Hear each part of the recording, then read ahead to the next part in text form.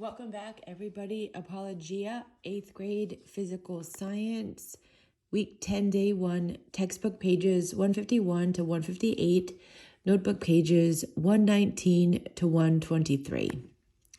Okay, we've already learned about chemical reactions from Module 2. You now know what to look for to determine if a change is a physical change or a chemical change. So here's just a quick review for some physical properties and some chemical properties. Chemical changes always result from chemical reactions. There are several different kinds of chemical reactions that produce chemical changes in substances. These chemical reactions are accompanied by changes in energy. In this module, you will learn about the different types of chemical reactions. You will also learn how energy may be needed to start a chemical reaction or may be released as a product of a reaction. So in this module, Module 5, you will read about the following main ideas: naming compounds and writing formulas, types of reactions, and energy changes in reactions. We're first going to start with naming compounds. All right, naming compounds and writing formulas. Before we delve into the different types of reactions, we should first learn how to name compounds and write formulas. Well, why do we even bother with learning how to do this? Well, learning the names of compounds will make it easier to discuss what happens to them in the various reactions. Plus, think about it. Have you ever been talking about something like a firefly, and the person you're talking to doesn't really even have a clue what you're talking about? Then they mention a lightning bug, and you realize that you've both been talking about the same insect. But because you each called it by a different name, it was confusing. In the same way, having two or more names for a chemical compound can be confusing. So chemists use a system for naming compounds and writing formulas that is based on rules established by the International Union of Pure and Applied Chemistry. And remember, formulas of compounds tell us the composition of the compound, the ratio, and the types of elements. In this way, each chemical name refers to a single substance. Describing ionic compounds. Look at this figure. Notice how the oval stone is coated in a green and reddish-brown substance. Both substances are compounds composed of iron and oxygen, rust. Iron is a transition metal, so it will form a cation. Oxygen will readily accept electrons to form an anion with a 2- charge. Remember that the name of an anion uses part of the name of the nonmetal with the suffix IDE at the end. Based on the two colors of the coatings, iron and oxygen must form at least two compounds. If they were the same compound, they would have the same physical properties, and so would be the same color. Since iron and oxygen can form multiple compounds, one name will not be enough to describe all of them. There must be at least two names to distinguish green iron oxide from the reddish-brown iron oxide. So the name of an ionic compound must distinguish one compound from others containing the same elements. In addition, the formula for ionic compounds must show the ratio of cations to anions in a compound. Okay, so here is a table 5.1, with some common nonmetal anions. So again, it's hydrogen. You use the first part, hyd, then you add the IDE to form the ion. So hydride, fluorine would be fluoride, chlorine, chloride, bromine, bromide, iodine, iodine, oxygen, oxide, sulfide, sulfur, sulfide, nitrogen, nitride, phosphorus, phosphide. Compounds that are made of only two elements are relatively easy to name. These types of compounds are called binary compounds because bi means two, like a bicycle has two wheels. Bi means two. So binary compounds is exactly defined as compounds made of only two elements. Think of the ionic compound formed between sodium and chlorine. The name is simply sodium chloride. All binary ionic compounds are named using the following predictable pattern. Number 1, determine the name of the cation, which is simply the name of the element. Determine the name of the anion, which is part of the element's name with the suffix IDE, and Table 5.1 shows the names, symbols, and charges for 9 of the most common anions. And then step 3, write the name of the cation followed by the name of the anion. So this seems pretty straightforward, and it works beautifully for sodium chloride. It also works out that way for all the alkali metals, the alkaline earth metals, and aluminum. Each of these metals form cations with positive charges equal to their group number. For example, the symbol for lithium ion is Li+. The symbol for a magnesium ion is Mg2+. And the symbol for aluminum ion is Al3+.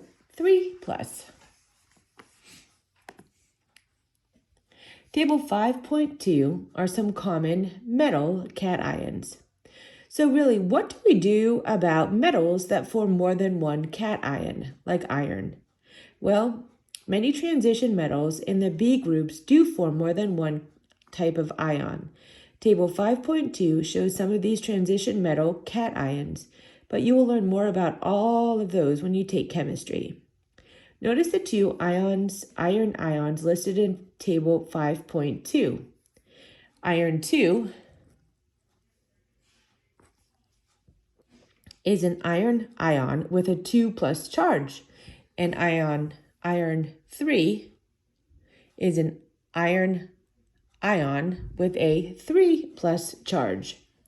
When a metal forms more than one cation, the name of the cation contains a Roman numeral to indicate the charge on the ion. All right, now we can distinguish between the green iron 2 oxide and the reddish-brown iron 3 oxide shown in figure 5.2. To read their names, you would say iron 2 oxide for iron 2 and iron 3 oxide for iron 3. All right. So far we've discussed ions and binary compounds where each ion is made up of only one element.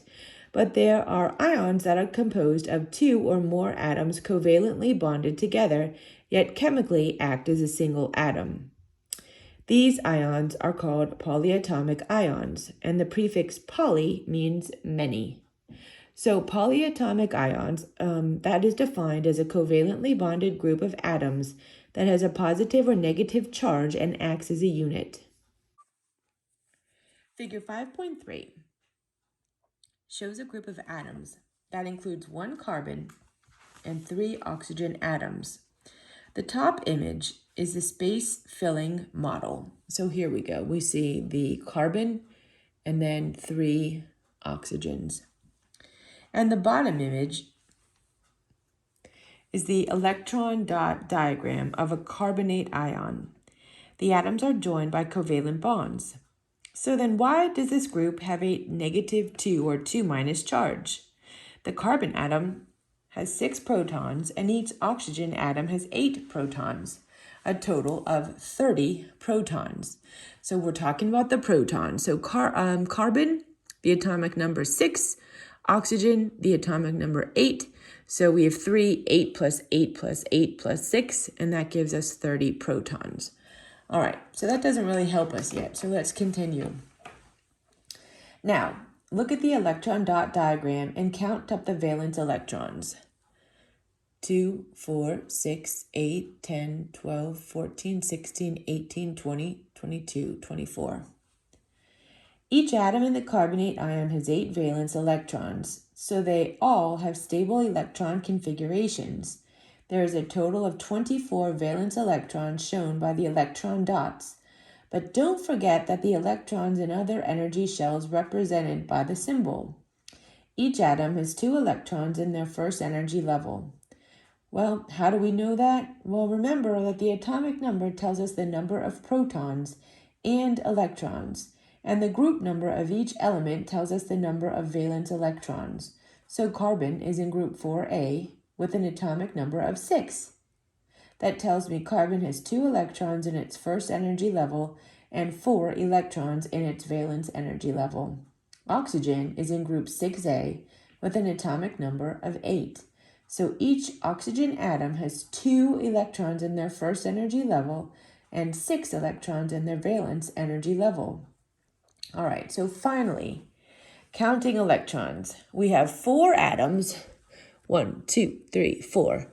So we have 4 atoms with 2 electrons in their first energy level, and that equals 8 electrons. So we have in the first energy level, all 4 of these atoms have 8 total electrons. 8 electrons plus 24 valence electrons equals 32 electrons. So we've decided that this has 32 electrons total. So that is where the 2 minus charge comes from. We have 32 electrons and 30 protons.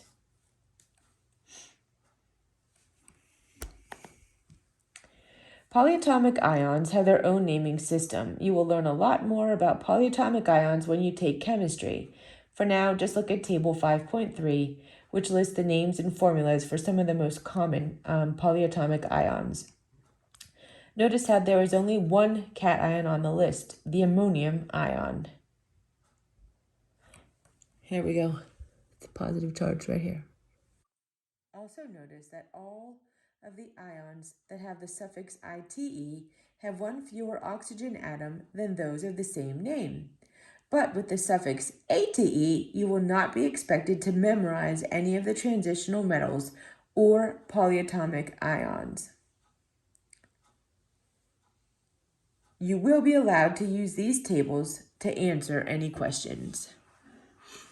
So basically we're saying here the nitrite, sulfite, sulfate, chlorite, chlorate, hypochlorite. Writing formulas for ionic compounds. If you know the name of the ionic compound, you can write its formula. You simply need to know the symbols of the elements in the compound and the charges of their ions. You may use your periodic table and the table of atomic numbers and element symbols to look up the symbols of the element and the charges of their ions if you can't remember them. You will not need to memorize them. You will be able to use the tables for study guides and test questions.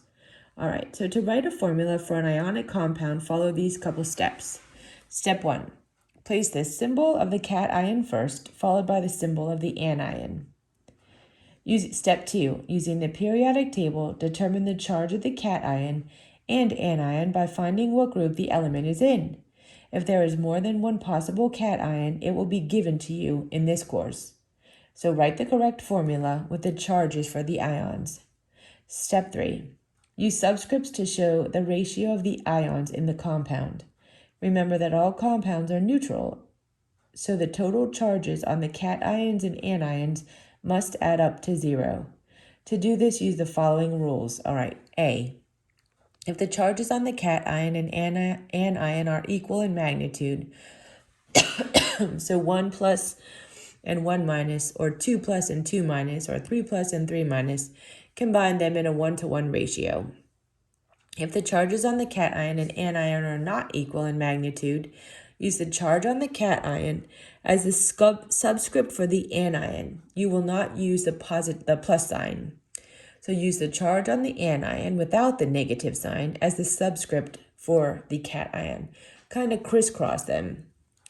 If a polyatomic ion is used, place parentheses around the polyatomic ion if you need more than one of them in the formula. All right, that's a lot of rules. Let's get to some examples. Okay, example 1.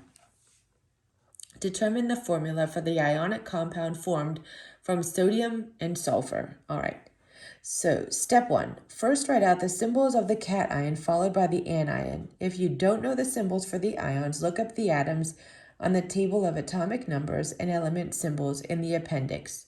So sodium is Na and sulfur is S.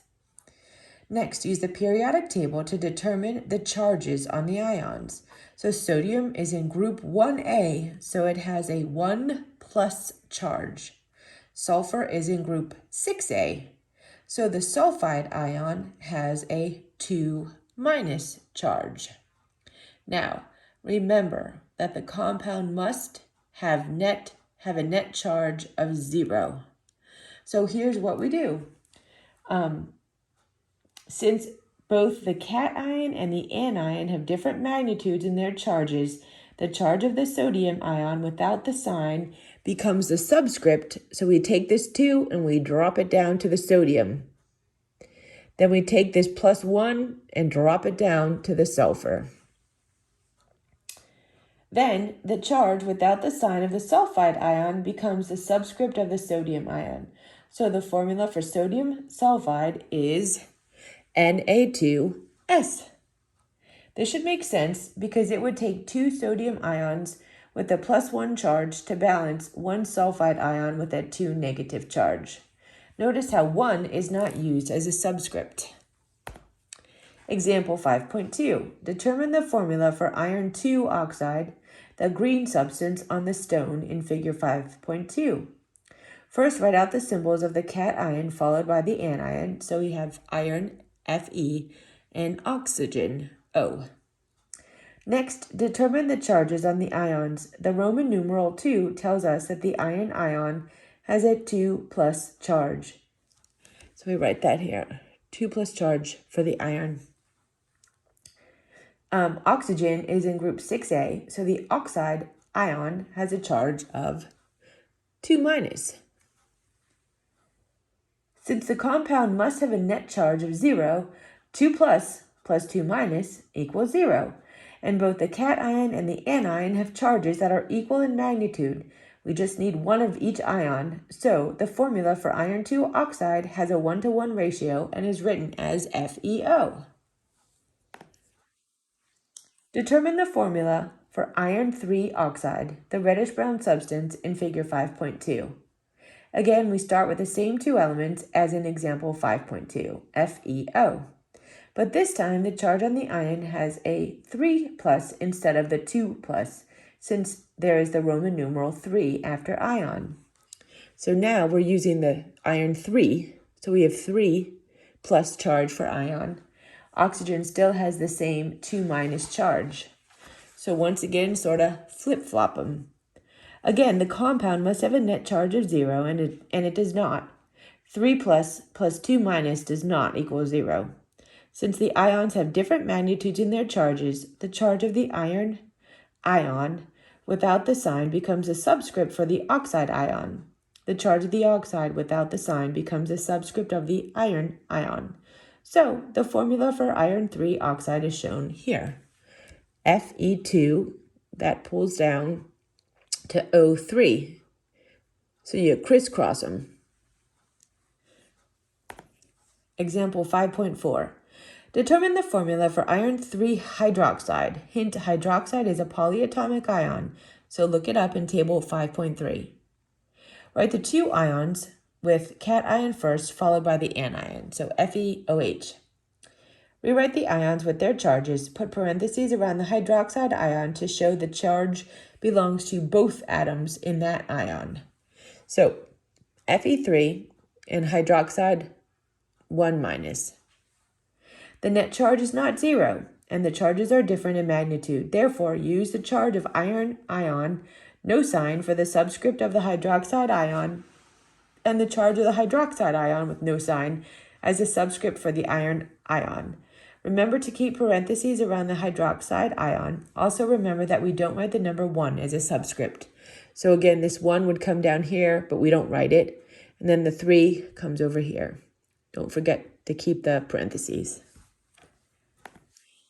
Okay, on your own, what does the formula of an ionic compound describe? The formula for an ionic compound describes the ratio of the ions in the compound. Okay, determine the formula or the name or the name of the following compounds. Okay, A, calcium chloride. This is a simple binary ionic compound. So find the elements on the table of the atomic numbers or in symbols in the appendix to determine their symbols if you don't know them. Then use the periodic table to determine their charges. Start by writing the ions with charges. So we have Ca2 plus, calcium, and Cl minus, chlorine. All right, remember that the compound must have a net charge of 0. Since the charges do not equal 0 as they are, and they are different in magnitude, use the charge of the calcium ion as a subscript of the chloride ion. Use the charge of the chloride ion as a subscript of the calcium ion. Remember not to use signs and that the number 1 is implied, it's not written. So the formula for calcium chloride is CaCl2. All right, copper sulfide. Again, using your periodic table, however you need to identify copper is Cu, and S is the symbol for sulfur. So copper has a +1 charge because of the Roman numeral. You can look sulfur up on the periodic table to determine its charge. It is in group 6A, so it has a 2 negative charge. The ions with charges is CuS2 minus.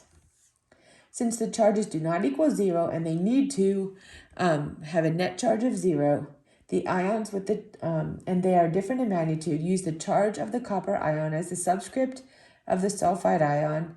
Use the charge of the sulfide ion as the subscript of the copper ion.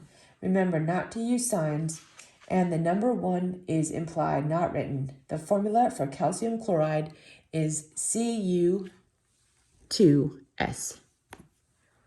Determine the formula or the name name the following compounds. MgCl2. All right, so that's an easy one. It's a binary compound. It has 2 elements. So you look up the symbol Mg, the table of atomic numbers and element symbols. We find that the name of the element is magnesium. Since it is first in the compound, it is the cation with the same name as the element. Cl is the symbol for chlorine. Since it is the anion, we change the name to chloride. So the name of the compound is magnesium chloride. All right, NaOH. There's 3 elements, so it's definitely not a binary compound. It's a polyatomic compound. Use table 5.3 to identify the polyatomic ion. So using the table of atomic numbers and element symbols, find that Na is the symbol for sodium. And since it is first, we know it is the cation. Therefore, we just use the element's name. OH is the symbol for the polyatomic ion hydroxide. So the name of the compound is sodium hydroxide. The last question today, what is a polyatomic ion?